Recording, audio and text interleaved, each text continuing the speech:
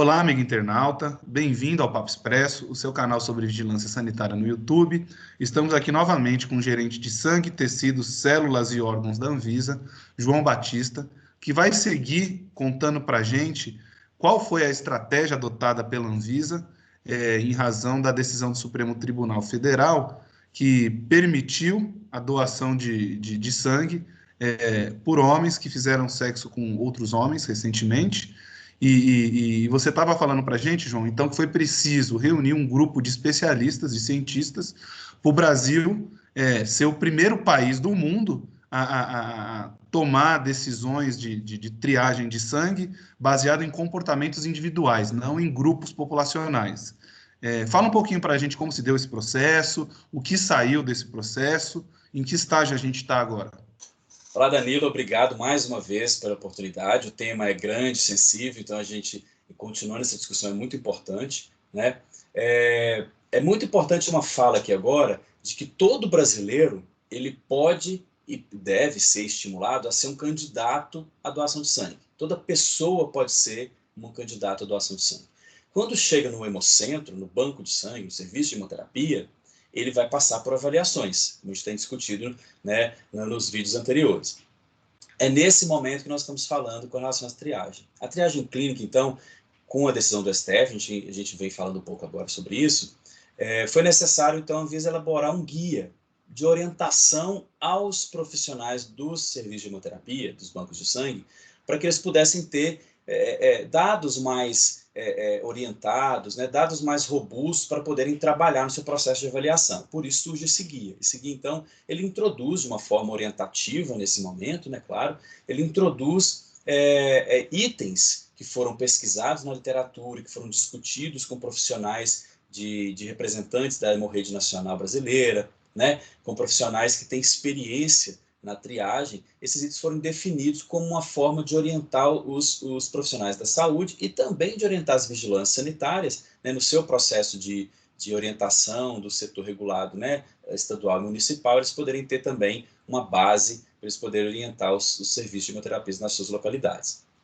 E quais são as principais novidades aí que traz esse guia, os principais comportamentos de risco, né, individuais, no caso? Perfeito.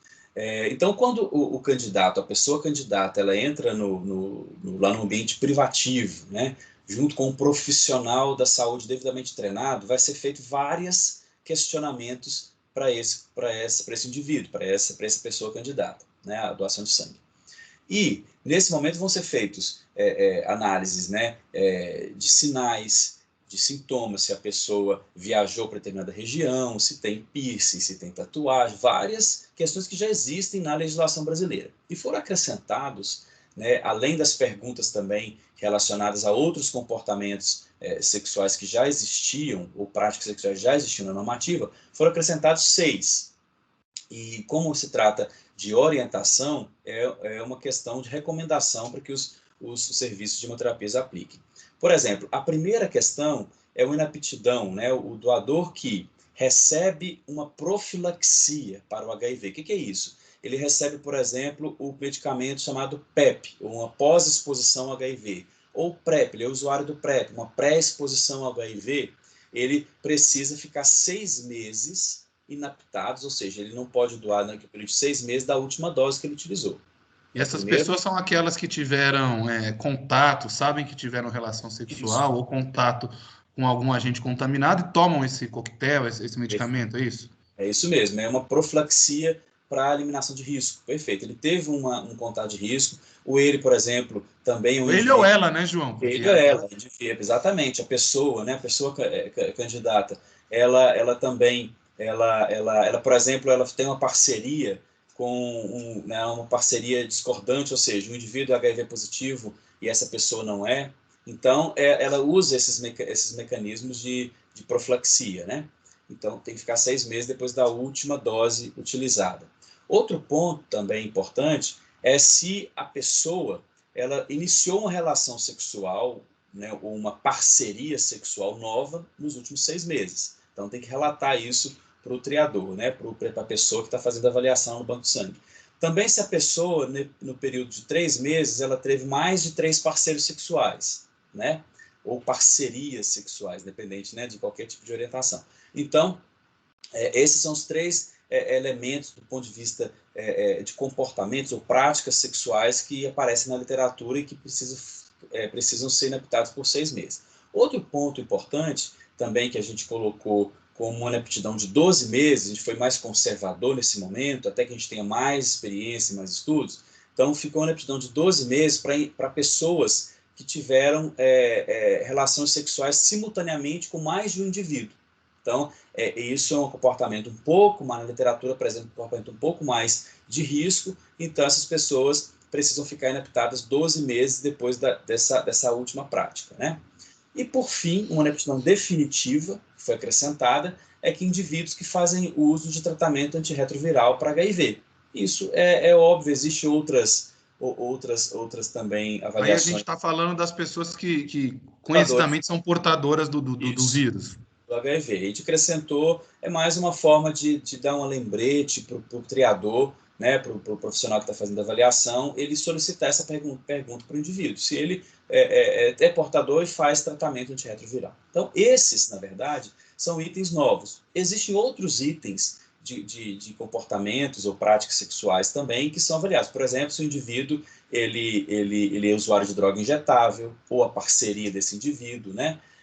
Se o indivíduo, por exemplo, teve preso ou num confinamento mais de 72 horas ou as suas parcerias, né? Isso mantém-se como está na legislação hoje. São só esses itens que eu falei anteriormente para vocês, que apresentam no guia, então entrem no guia, dá uma lida no guia, ele faz um histórico geral de todo o processo que a Anvisa discutiu, um histórico técnico de como é que esse item ele foi evoluindo ao longo do tempo, faz uma avaliação internacional também de como é que é tratado isso no mundo, nos principais países do mundo, né? E aí a gente coloca esses itens.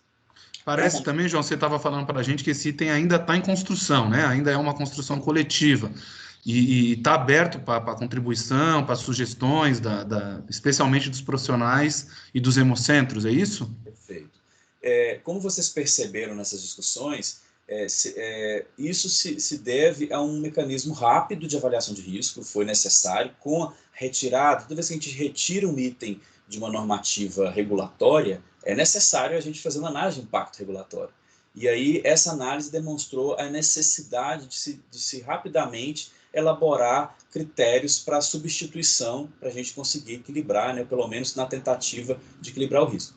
Então, nasce nesse momento. Então, por ser um mecanismo ainda em validação, um mecanismo ainda não experimentado do ponto de vista científico, a gente precisa trazê-lo na forma de uma recomendação. E aí a gente aproveitou a oportunidade para trazer também a opção que as pessoas pudessem também contribuir, pudessem elaborar, pudessem, né, principalmente os bancos de sangue, pudessem experimentar essas falas, esses itens para perceber se realmente eles estão mitigando o risco ou não. Então, vai ser realmente o processo. Nós colocamos 6 meses, né, de contribuição, então vocês podem entrar, tem um formulário, podem contribuir, podem participar. É o momento de participação social mesmo. Nós juntos precisamos discutir isso. A comunidade científica, os profissionais dos hemocentros, a comunidade em geral, né, e é importante essa participação.